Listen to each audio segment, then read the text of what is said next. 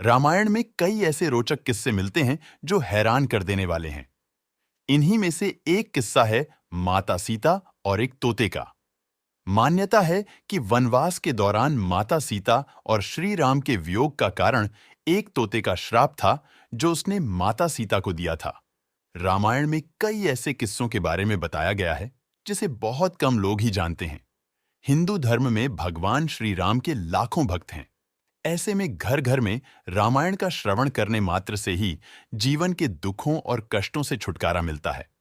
शास्त्रों के अनुसार ऐसा माना जाता है कि भगवान श्री राम के सुमिरन करने से ही व्यक्ति के सभी दुख दर्द दूर हो जाते हैं। ऐसे में आज हम माता सीता के श्राप से जुड़े एक किस्से के बारे में जानेंगे, जिसमें एक तोते ने उन्हें वियोग होने का श्राप दिया था, जिसके चलते उन्हें श्री राम से अलग होने का कष्ट सहना पड़ा था। साथ ही हम जानेंगे माता सीता का जन्म कैसे हुआ था और उनका नाम माता सीता कैसे पड़ा। तो वीडियो को विस्तार से देखते हैं। मिथिला नाम की नगरी में महाराज जनक राज्य करते थे। उनका मूल नाम सीरध्वज था। उनके भाई का नाम कुशध्वज था। वैशाख माह के शुक्ल पक्ष की नवमी तिथि को राजा जनक खेत में हल चला रहे थे। उसी दौरान एक कलश से उनका हल टकराया। उन्होंने उसे धरती से निकाला और खोला। उसमें एक कन्या शिशु थी जिसका नाम सीता रखा गया। परम सुंदरी सीता एक दिन सखियों के साथ बगीचे में खेल रही थी। वहां उन्हें एक शुभ पक्षी का जोड़ा दिखाई दिया जो बड़ा मनोरम था। वे दोनों पक्षी एक पर्वत की चोटी पर बैठकर इस प्रकार बात कर रहे थे। पृथ्वी पर श्री राम नाम से विख्यात एक बड़े सुंदर राजा होंगे। उनकी महारानी सीता के नाम से विख्यात होंगी। श्री राम सीता के साथ 11,000 वर्षों तक राज्य करेंगे। धन्य है वे जानकी देवी और धन्य है वे श्री राम। तोते को ऐसी बातें करते देख सीता ने यह सोचा कि यह दोनों मेरे ही जीवन की कथा कह रहे हैं। इन्हें पकड़कर सभी बातें पूछूं। ऐसा विचार कर उन्होंने अपनी सखियों से कहा, यह पक्षियों का जोड़ा सुंदर है, तुम लोग चुपके से जाकर इसे पकड़ लाओ। सखियां उस पर्वत पर गई और दोनों सुंदर पक्षियों को पकड़ लाई। सीता उन पक्षियों से बोली, तुम दोनों बड़े सुंदर हो, देखो डरना नहीं, बताओ तुम कौन हो और कहां से आए हो? राम कौन है और सीता कौन है? तुम्हें उनकी जानकारी कैसे हुई? सारी बातों को जल्दी जल्दी बताओ, भय ना करो।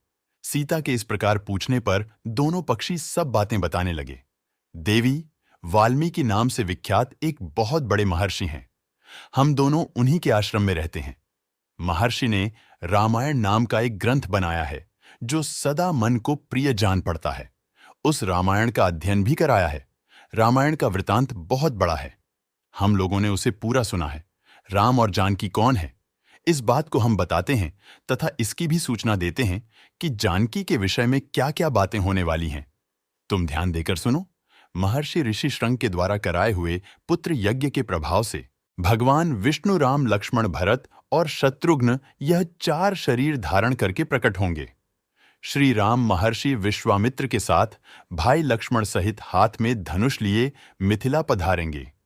उस समय वहां वे शिवजी के धनुष को तोड़ेंगे और अत्यंत मनोहर रूप वाली सीता को अपनी पत्नी के रूप में ग्रहण करेंगे। फिर उन्हीं के साथ श्री राम अपने विशाल राज्य का पालन करेंगे तथा और भी बहुत सी बातें वहां हमारे सुनने में आई हैं। सुंदरी, हमने तुम्हें सब कुछ बता दिया। अब हम जाना चाहते हैं, हमें छोड़ दो। पक्षियों की यह अत्यंत मधुर बात सुनकर सीता ने उन्हें मन में धारण किया और पुनः उन दोनों से पूछा, राम कहाँ होंगे? वे किसके पुत्र हैं और कैसे आकर जानकी को ग्रहण करेंगी? मनुष्यता में उनका श्री विग्रह कैसा होगा? उनके प्रश्न सुनकर तोता मन ही मन जान गई कि यही सीता है। उन्हें पहचान कर वह सामने आ उनके चरणों पर गिर पड़ी और बोली, श्री रामचंद्र का मुख कमल की कली के समान सुंदर होगा। नेत्र बड़े तथा खिले हुए, नासिका ऊंची पतली और मनोहारी होगी। भुजाएं घुटनों तक गला शंख के समान होगा। वक्षास्थल उत्तम व चौड़ा होगा। उसमें श्रीवत्स का चिन्ह होगा। श्री राम ऐसा ही मनोहर रूप धारण करने वाले हैं। मैं उनका क्या वर्णन कर सकती हूं? जिसके मुख है वह भी उनके गुणों का बखान नहीं कर सकता। फिर हमारे जैसे पक्षी की क्या बिसात है?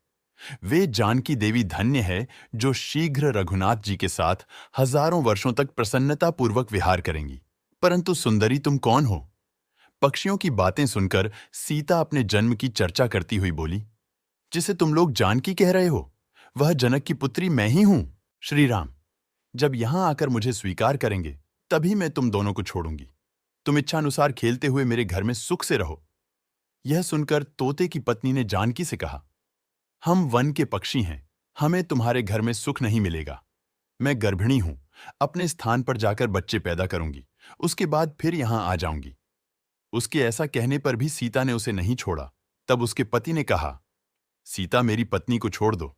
यह गर्भिणी है, जब यह बच्चों को जन्म दे लेगी, तब इसे लेकर फिर तुम्हारे पास आ जाऊंगा।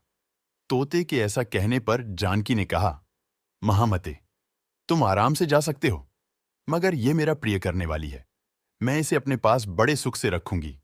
जब सीता ने उसे छोड़ने से मना कर दिया, तब वह पक्षी अत्यंत दुखी हो गया। उसने करुणा युक्त वाणी में कहा, योगी लोग जो बात कहते हैं वह सत्य ही है। किसी से कुछ ना कहे मौन होकर रहे, नहीं तो उन्मत्त प्राणी अपने वचन रूपी के कारण ही बंधन में पड़ता है। यदि हम इस पर्वत के ऊपर बैठकर वार्तालाप ना करते होते, तो हमारे लिए यह बंधन कैसे प्राप्त होता। इसलिए मौन ही रहना चाहिए। इतना कहकर पक्षी पुनः बोला, सुंदरी, मैं अपनी पत्नी के बिना जीवित नहीं रह सकता, इसलिए इसे छोड़ दो। सीता, तुम बहुत अच्छी हो, मेरी प्रार्थना मान लो। इस तरह उसने बहुत समझाया, किंतु सीता ने उसकी पत्नी को नहीं छोड़ा।